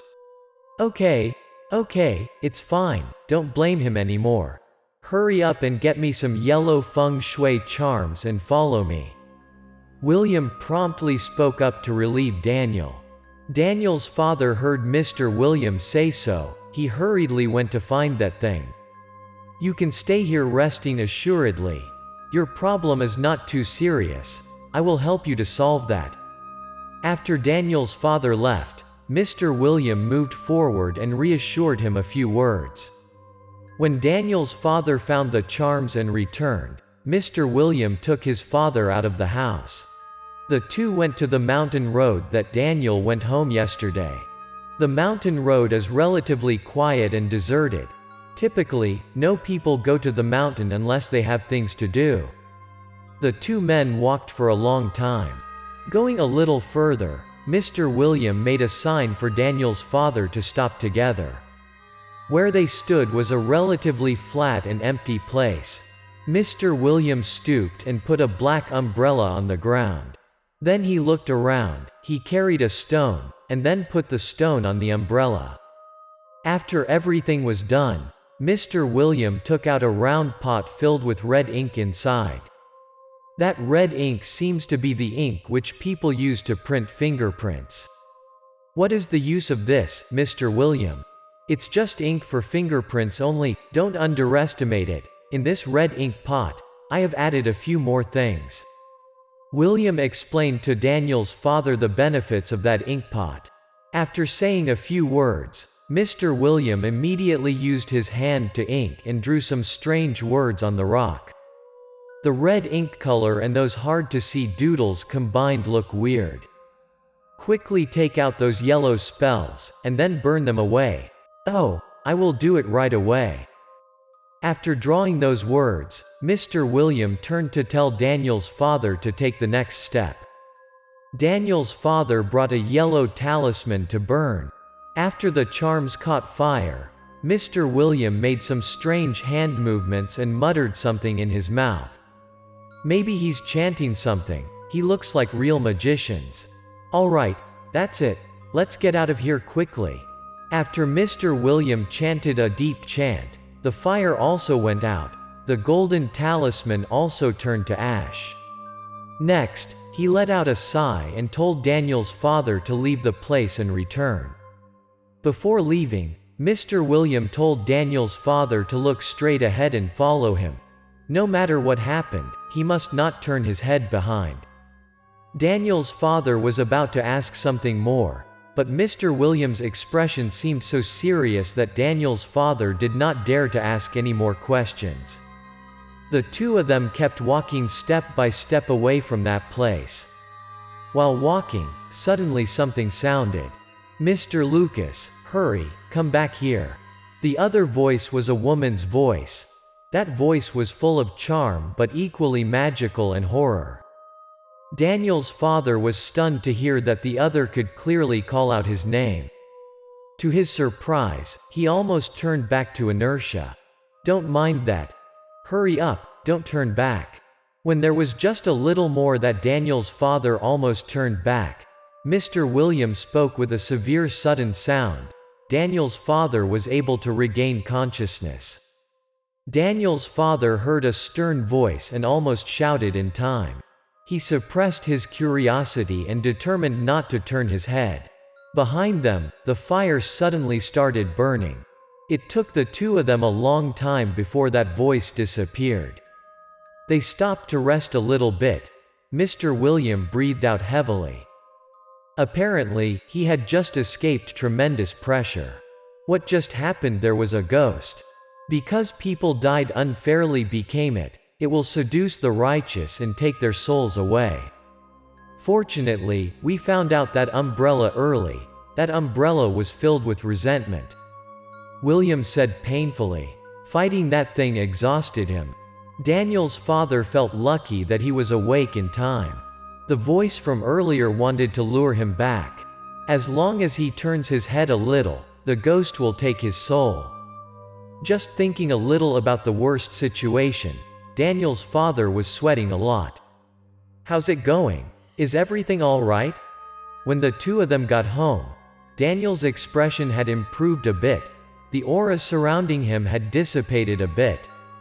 "Everything has been settled. Listen to me. From now on, there are two things that absolutely do not pick up on the street. If you see it, just ignore it, do not care about it." William approached Daniel's bedside. He said everything was settled, then told him carefully a few things to note. The first thing is umbrellas. The umbrella is the object that most wandering souls cannot escape from and prefer to dwell on. They will stay inside. When someone picks up the umbrella they are staying in, they will follow that person.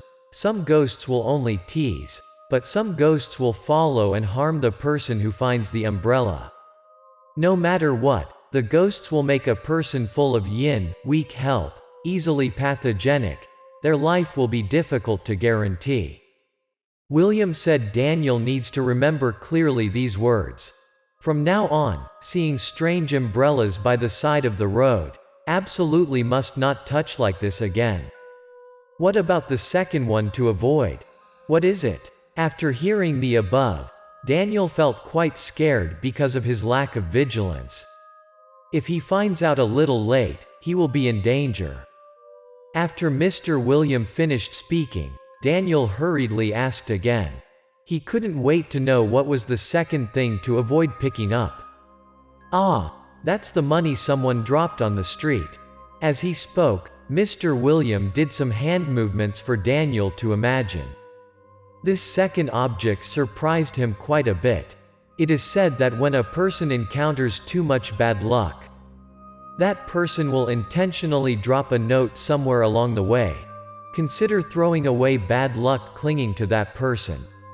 Suppose someone accidentally picked up that note, as well as accidentally picking up other people's bad luck. In that case, this is not a good thing at all. William calmly explained to Daniel why he could not pick up money that fell on the street. Whatever it is, Daniel will remember those two things and absolutely never pick up again. He has a life lesson from that time. I finished listening and sweating, rushing to tell myself not to pick up those scary things anymore. If I do, it would be hazardous.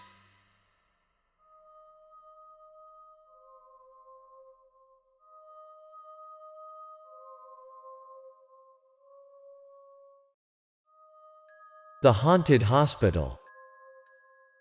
In a small city in the south, there was a young man named Nicholas. Since childhood, he has been messing around everywhere. Even his parents can't advise him. The more he grows up, the more Nicholas looks like a villain or gangster. Come on. This game I won again. So what? Do you have enough money to continue, Mr. Nicholas? Nicholas is naughty and loves gambling. All of his parents' money they worked hard to earn is spent in the surrounding big and small casinos. At first, he often wins, then gradually, he loses all the money day by day. One day, Nicholas's parents passed away. No one else could provide money for him. After his parents died, Nicholas continued to gamble, eventually selling all his properties, even his parents' house, to pay the debt. When there's no house or money left, his life became complicated, so he decided to find a job. Unfortunately, he is not only addicted to gambling but also lazy. If the job is light, he disparages the low salary. If it was a high-paying job, he disparages the job as too hard for him. So he still hasn't found a job to do. One day, he accidentally saw a piece of paper with the following content: recruiting staff to work at the morgue. Working time from 8 p.m. to 6 a.m., $300 per month. He did not pay attention to the job, but to pay attention to the time and salary. He felt like a butterfly in his stomach, thinking, this is probably the job for him. Nicholas is not afraid to work at the morgue. Working at night, he can sleep or go gambling freely during the day. The salary is still so high. Nicholas was so happy that he did not notice that the paper on the wall followed that back and disappeared as he turned his back. Nicholas followed the address on the paper to find the hospital. It was an old, dilapidated hospital, surrounded by overgrown weeds. This made him think a little. Some of the hospital's glass windows were broken, the walls were almost peeling off, looking like an abandoned hospital. Nicholas hesitantly put his hand in his pocket and stood watching for a while. But he finally got his determination, suppressed the strange thoughts that were about to arise, and stepped inside the hospital. But strangely, he went around in the lobby below the hospital, but he found no one. An entire large hospital but could not see a single person. This is really strange. Why is this so weird? There's even nobody in the emergency room? Is this really an abandoned hospital? After walking around for a while, Nicholas felt extremely upset. He could not find a single person. Maybe I should go. There aren't any reasons left to stay. Maybe someone else stuck that paper to tease others. Just when Nicholas had such a thought and was about to leave, suddenly, he felt a hand touch behind his back. Help me. There are ghosts. The sudden touch made Nicholas feel cold. He suddenly yelled loudly and then pulled his legs up in a panic and ran away. Hey you, what are you doing sneakily here? Why are you running so fast all of a sudden? What? Wait. While running, Nicholas heard a female voice. Now he calmed down a bit. He thought about something, then stopped, then turned his head to look back to see.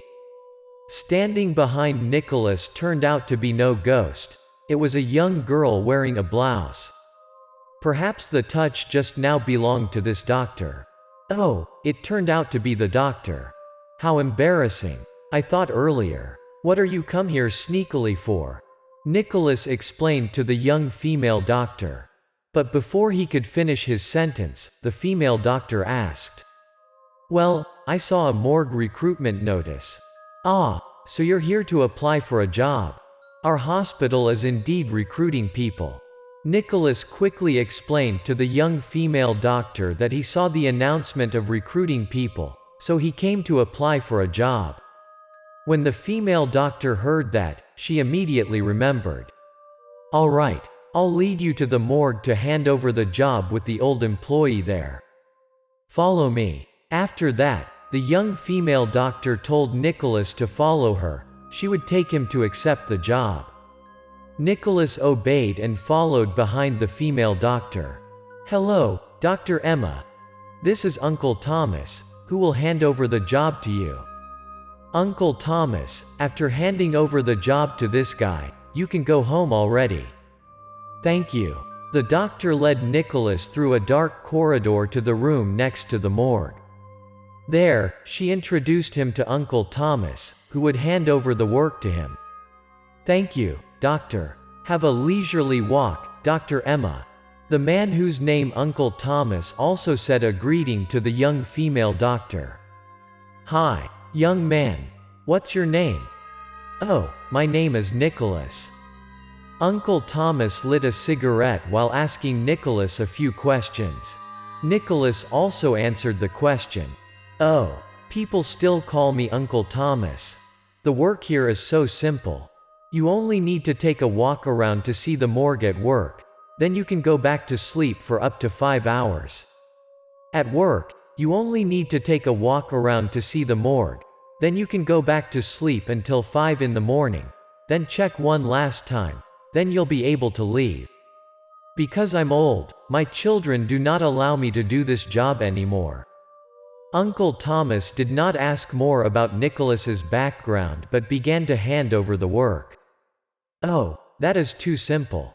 This is the job that I need. Don't be happy, it's easy but challenging. There are certain things you must keep in mind carefully. Those are taboo when working here."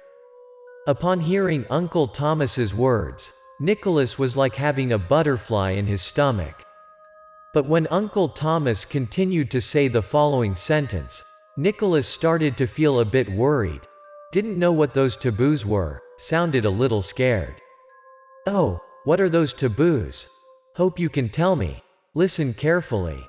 Do not open the morgue after 12 o'clock at night. Limit going out to the duty room after that time. You should have a straight sleep until 4 or 5 o'clock in the morning." Nicholas quickly asked Uncle Thomas. Uncle Thomas did not hide anything but enthusiastically said all the critical taboos to him. "Remember those carefully?" "I've got it carefully. Thank you, Uncle Thomas." Nicholas even took a careful note of all that Uncle Thomas said. "Here, I'll hand over the morgue key and the room key to you. Well, after 12 o'clock at night, you must not open the door of the duty room for strangers, but if you hear Dr. Emma, then you can open the door." After the handover was completed, Uncle Thomas reminded Nicholas one more thing, then leave. "Come home and rest." Nicholas stood there for a while. He followed Uncle Thomas's back shadow until that shadow disappeared in the dark corridor. "It's a bit cold." After Uncle Thomas left, the surroundings were so quiet, leaving only a cold, scary empty space. The whole hospital was so large, but no one came or left, which made Nicholas somehow bewildered and wondered. But he thought maybe Uncle Thomas had been here for so long. Why would a young man like him be scared? With that thought, Nicholas felt less nervous. Before working time, Nicholas went out to buy a bottle of wine. The small amount of money wasn't enough for him to buy a little more food. But well, a bottle of wine might help him a little too. Nicholas took a few sips to get some courage, then went to check the morgue for a round, and then went back to drink. Drinking alcohol made Nicholas feel sleepy, then he gradually fell asleep in his chair. When Nicholas woke up startled and looked up at his watch, he saw that it was ticking at 12 o'clock. Well, he thought, how can he wake up at this time and even want to pee? Nicholas tried not to pee to sleep, but he could not. Then Nicholas hurriedly went to the toilet. After that was done, he hurried back. But as he passed the morgue, something scary happened.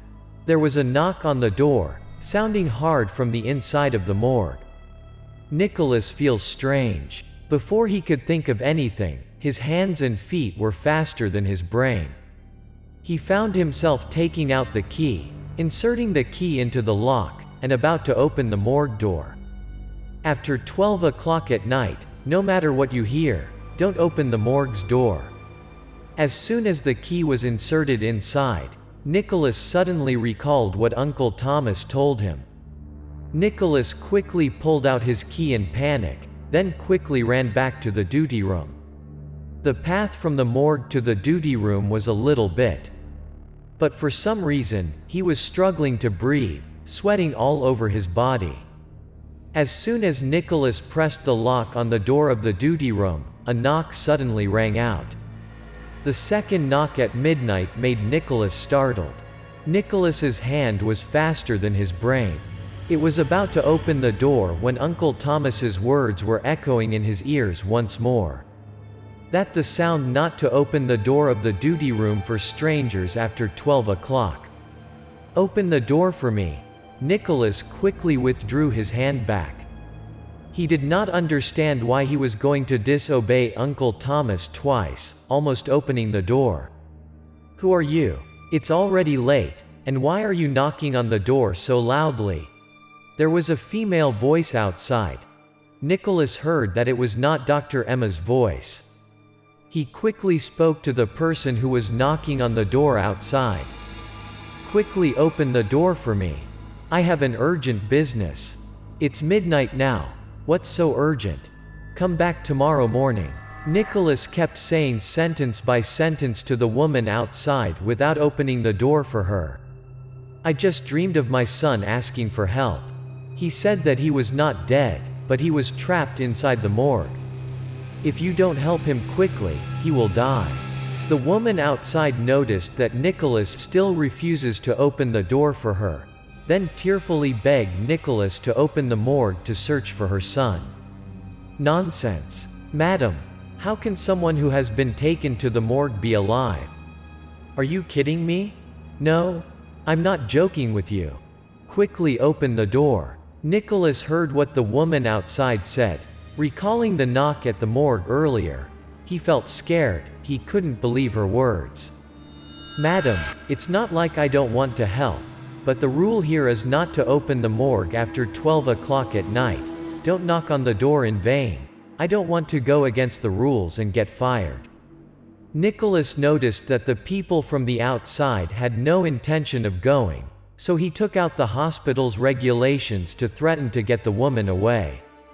Anyway, he doesn't want to get into trouble on the first day of work at all. I beg you to save my son. Otherwise, he will die. If you disagree, I'm going to kneel here. There was a thud from outside, probably the sound of knees hitting the floor. The woman could not convince Nicholas, so she used the strategy of suffering from deceiving him. She cried while kneeling to the ground and begged. I said I couldn't help. Nicholas really couldn't stand this inconvenience and opened the door angrily. Outside the door, there was actually a woman kneeling on the cold floor. Stand up first. Nicholas, who stood looking at her for a long time, also felt soft. He then raised his hand to support her. But as soon as he lightly touched the woman's shoulder blades, a chill ran down his spine that made Nicholas shiver. Finally, you open the door. Hurry up, help me quickly, save my son. Nicholas had not thought of anything about the sudden chill before the woman hurriedly stood up from the ground. Her pale face and tears made her look pitiful. She kept crying, begging Nicholas to take her to the morgue to save her son. But still, that's enough. Come with me, hurry up, and I'll go back to sleep. Thank you. Nicholas hates bothers the most. He knew that if he doesn't lead this woman to the morgue, she won't leave him alone. So he agreed to take her to the morgue. He also forgot the advice of the person called Uncle Thomas. The woman hurriedly followed after Nicholas, and along the way, she thanked Nicholas very much. As soon as he arrived at the morgue, Nicholas entered the lock and opened the door. After that, he went inside the morgue with the woman one by one. Suddenly, cold wind and the smell of corpses entered his nose, causing Nicholas to close his eyes and sneeze several times. After stabilizing his breath and opening his eyes, Nicholas hurriedly turned to the woman just now. But strangely, the person who was standing next to him has disappeared now, slightly. How strange. Where did she go? At this moment, Nicholas still couldn't think much of it. He felt a little puzzled, then took out the flashlight that had been tucked into his pants pocket earlier, then turned it on, glancing around while walking around in search. After a while, Nicholas found a body covered with a white cloth on a bed inside the morgue. At this point, he began to feel fear. Apparently, at first, he checked there was nobody. There was only an empty bed inside the morgue. How come now? Nicholas shook up one hand without holding a flashlight. He grabbed a corner of the cloth, tremblingly pulled out the white cloth. Underneath the white cloth was the body of a woman, that looked just like the woman standing next to him. What had just seen made Nicholas took a few steps back in fear and shouted out loud. He dropped the flashlight and fell onto the ground. There's a ghost. A few seconds later, Nicholas tried to stand up, then did not have time to pick up the flashlight but immediately ran away, running while screaming in panic. He is feeling scared because he disobeyed Uncle Thomas's instructions. Without the flashlight, the outside of the morgue turned pitch black, the shadow almost wanting to swallow everything. This made Nicholas falter a bit. He intended to go back to pick up the flashlight and go. "Young man, have you found my son? He's still alive, isn't he?" A second later, a cold voice came from behind him, a voice that sounded like it was coming from hell. "Hey, where are you running? Hurry up and help me find my son." At that time, Nicholas had no more thought of looking for a flashlight. He quickly ran away real quick. The voice behind him kept ringing in his ear, so that Nicholas did not dare to turn his head. He did not dare to stop for a second. Nicholas kept running and running but still can't reach the duty room. The distance from the duty room to the morgue just only took a few minutes yet. Nicholas feels like he's been running for half an hour, but there is no sign of the door to the duty room. Nicholas's legs are exhausted. He is almost exhausted. His legs are about to leave him. But he did not dare to stop. He kept running in the dark night. As he ran, he silently prayed that he could escape this evil place as much as possible. He doesn't need money anymore. This place is so scary like that. Even with more money, he wouldn't dare to do it. Nicholas ran for a while, then he was again disappointed and frightened. He was back in front of the morgue. There were two blurry bodies from the morgue door, looking like a woman along with a child. Nicholas's heart beats faster and faster. "Young man, stop running. I found my son. We're so alone, stay with us." It is the woman from before. At this moment, her eyes were bloodshot, her left arm was accompanied by a child. His eyes were the same red, their face was completely rotten, and they looked terrified. Her cold voice echoed again in the dark, echoing to Nicholas's ears, making him feel desperate. As soon as Nicholas turned around to run away, the scene behind him looked even more frightening. Right now, his legs were already stiff. "Young man, why don't you listen to me? Not being obedient will be punished." Nicholas saw the young female doctor and Uncle Thomas. Their appearance was terrifying, their eyes were as red as the other two. Nicholas was too scared, so his heart stopped beating. He fell to the ground and died in fear. At this time, the whole hospital returned to its desolate, terrifying cold. "Hey, there's someone died in that abandoned hospital again. How scary. Every few months, someone dies. That abandoned hospital is definitely haunted." A few days later, an anonymous person reported, the police went to the abandoned hospital and found the body. A forensic examination is that the other person died of a heart attack due to too much fear. The police could not find the reporter. They also received very many cases of this abandoned hospital, which was also implicit. The case gradually fell into oblivion. Scary, better stay away. Why there isn't any exorcist coming there? Those who know the story are scared to go near the abandoned hospital. My son is not dead. I'm begging you, please open the morgue. Obviously, I dreamed of him. Rumor has it that before the hospital accepted a patient who had an accident was a boy about 8 years old.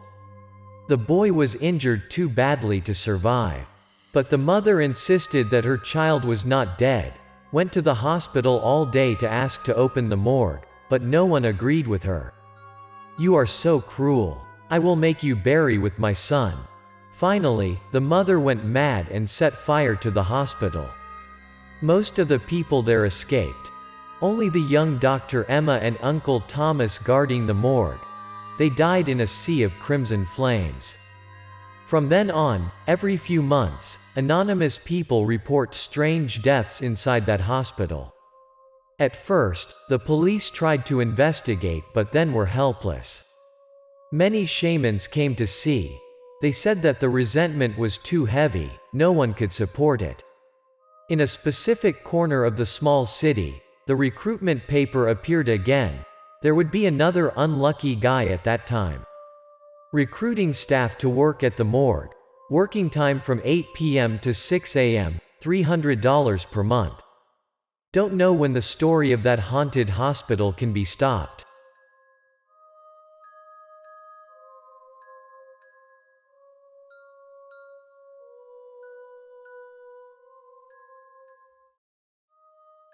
A great loss. My name is Isabella. When I was 18, I left home to go to university in a southern city. After graduating, I also stayed in the city to look for a job. Sometimes, when I have free time, I go back to my hometown to visit my family and mother. I have been rolling around in the city for nearly 10 years, going through all kinds of challenges, changing dozens of companies, finally being able to settle in a place with quite good welfare, from an employee crawling slowly to leadership positions. We have just signed a significant contract with a German company. The two sides will work together to work on a great project. This project can only succeed, must not fail. Standing in a higher position, the pressure and work that I have to handle are much greater. There are days when I even have to eat and sleep at work, not exaggerating at all. Since I was promoted, I haven't had any free time to go back home to visit my mother for nearly 2 years now. Excuse me, sorry? Today, the company has an important meeting. While the meeting was going on, my phone rang. It was my elder brother, but I can't go outside and answer the phone right now. I just had to turn it off, finish the meeting, then call back later. After that, I smiled and apologized to everyone for the phone ringing lately. The meeting continued to take place. Isabella, stay here and talk to me for a while. About half an hour later, the meeting ended. Everyone goes back to their places. I was about to go back to my office when I suddenly heard the boss call. He told me to stay there to talk. Hearing that, I stopped immediately. I was already nervous about my family's stuff. Now the boss even asks me to talk. I wondered if I made any mistake. I worry that exudes all sweaty. Recently, it seems that your spirit is not very good, right? Work efficiency is badly reduced. Turns out my boss called me to talk about this. It is true that if you're worried about something, it will happen. Lately, my mother was sick, but I couldn't come home.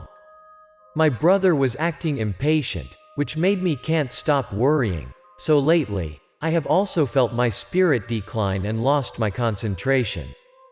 Sorry boss, recently my mother in my hometown has been sick. I'm a bit worried. I know I can't talk to the boss over the matter, so I just have to bring the story about my family. I hope the boss can sympathize with me for a bit. Although your parents' health is important, you can't just ignore the company's business. The cooperation project with the German company is critical. It determines the survival of our company. I urge you to adjust your mood a bit, to focus 100% on your work during this time.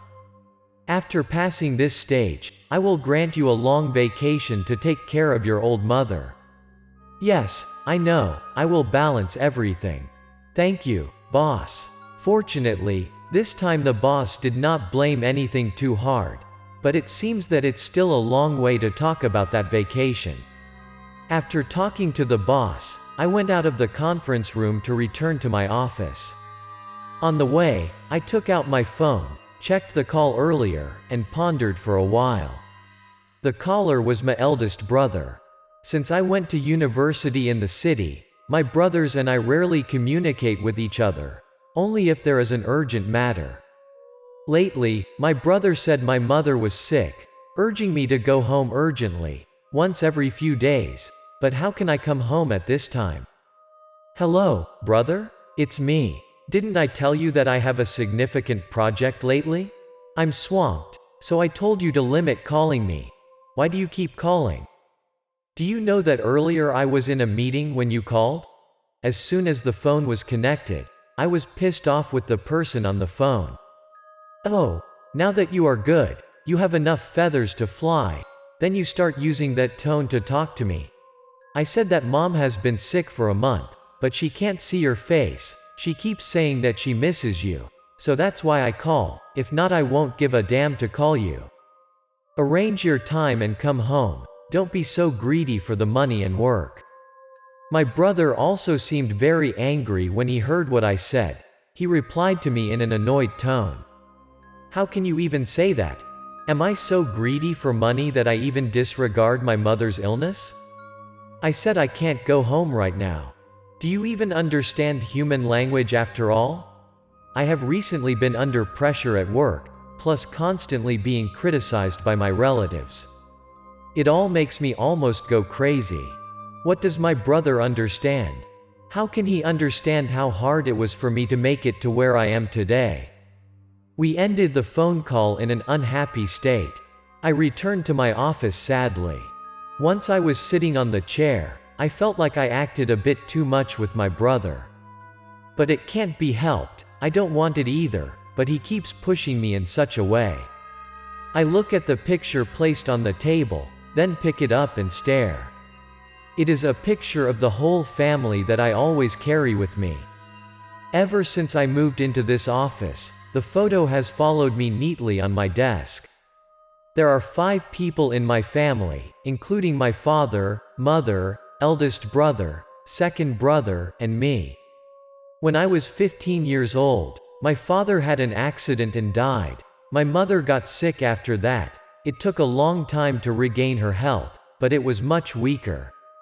I worked in the southern city. My second brother works in the northern city, but his job has more free time than mine, so he often visits our family. In my hometown now, only my brother and my sister-in-law take care of my mother. If it is true, I am an unfilial child compared to my 2 brothers. The bridge of my nose feels stinging, tears started to fall from my eyes. I lightly touch the picture, the memories gradually appear in my mind, unable to dispel them. I gradually immersed myself in the old memories, the memories of the day when I decided to leave my hometown, away from my mother. I still remember that day. The sky was very blue. I brought with me the only luggage, a suitcase, packed with some clothes and personal belongings. I have to go to the city to study. Mom accompanied me to see me off. She was not as strong as she used to be. She had to use a stick to support her every step. Her hair was almost gray too. You must know how to take care of yourself, remember? You too, Mom, you must eat well. When I have time, I'll come home to revisit you. I will definitely come home often, don't be sad. At that time, I even promised to go home often. I have to go. Go home, Mom. I smiled at her and said goodbye. A nostalgic expression appeared on her face, but she did not say any other word. I know, she was afraid of making me sad, afraid it would make me feel so nostalgic, so she chose to be quiet. I turned away without daring to turn around again. I'm afraid I won't dare to leave that place. I pulled the suitcase, and my heart was heavy, tears flowed on my face. I know, I was sad and crying, My mother was in the back. I knew she was crying. Suddenly, returning memories of the past made me unable to hold up. 10 years have passed in a blink of an eye. I could not fulfill my promise to visit my mother often. I could only stand this, embrace the family photo, and cry. Come in, Director Lucas, the representative of the German company, has already arrived and waiting in the conference room. I was crying when suddenly there was a knock on the door, and I quickly wiped the tears from my face with my hand. The person who came was my secretary. She informed me that the representative of the German company came to meet me to discuss the upcoming project. I put the picture frame on the table, quickly stood up to go to the conference room. Right now, I don't have that weak crying look. Lately, I have to play the role of a strong woman like usual. The project is in the initial stage of implementation. This is also the most important step in the task that the boss assigned to me. I have to work continuously without free time, even give up eating and sleeping sometimes. One day, I was sitting on the sofa, then suddenly my left arm felt a throbbing pain. At first, I was enduring and not worried much. I think it must have been a lot of work lately that makes me having a bit of trouble with my health. A few days will be fine immediately. But I did not expect that my hand did not only relieve the pain but also became worse. One day, I picked up a cup of coffee, but my left hand trembled and almost made the coffee cup pour out. Are you okay? It's okay, it'll be fine in a few days. Seems like many colleagues noticed my problem as well. I took a random reason that it was because of the work pressure to tell them. I try to endure the pain, because this time I'm crazy busy. I don't have time to go see what is wrong with my arm. Finally, about a week later, the basic project was in orbit. My arm ached and went crazy too. I took some time to go to the hospital to have an examination. I checked both the inside and the outside. The results did not have any pathology. The bones and joints were no problem too. Maybe it was because you were overworked. Have a rest for a few days to see if it is better. But strangely, the doctor could not find the cause. My arm kept hurting more and more. There was no sign of remission. I took a bunch of painkillers, but they were all useless. There were days when I was in so much pain that I could not close my eyes to sleep. In those times, I even had to hug my arm tightly and cry, my forehead pouring out a few layers of sweat. Your work is done very well. The rest will have another department to take over. You don't need to worry anymore. You have been working quite hard lately, so I decided to give you 15 days off to take care of your mother back home. I can finally rest. Indeed, hearing these words from the boss makes me happier than digging gold. I quickly booked the bus ticket the next day at the earliest to return home. After work, I bought a lot of good tonics for my mother. When I got on the bus to go home, I suddenly felt relieved. My hands no longer felt pain. Maybe it was confirmed that I was under work pressure. Mom, I'm home. When I pulled my suitcase home and saw the gate open, I said aloud that I was home, but there was no movement at all. I wonder if everyone is at home or where they are. Oh, the busy one is finally carrying her face home. I entered the house and saw my eldest brother, my sister-in-law, and my elder brother. Everyone is all here and gathered around mother's bed. Daughter, finally you're home. Everyone in the family did not give me a good attitude. Only mom is smiling to welcome me.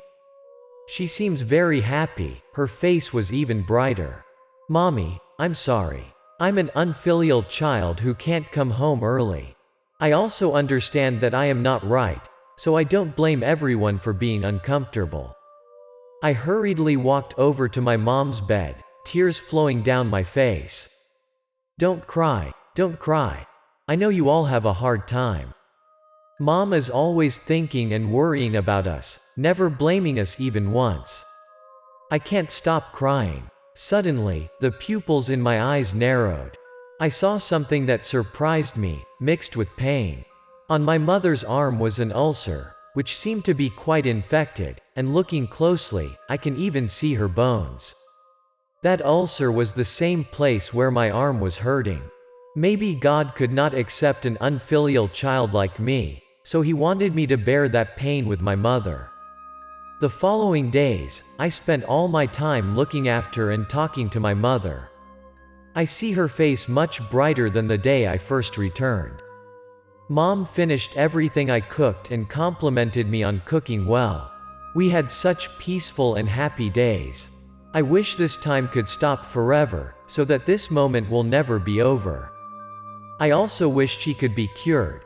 I wish she lived forever with my brothers and me. But that wish seems a bit of a myth. I stay home until the 10th day. That day the sky was also apparent.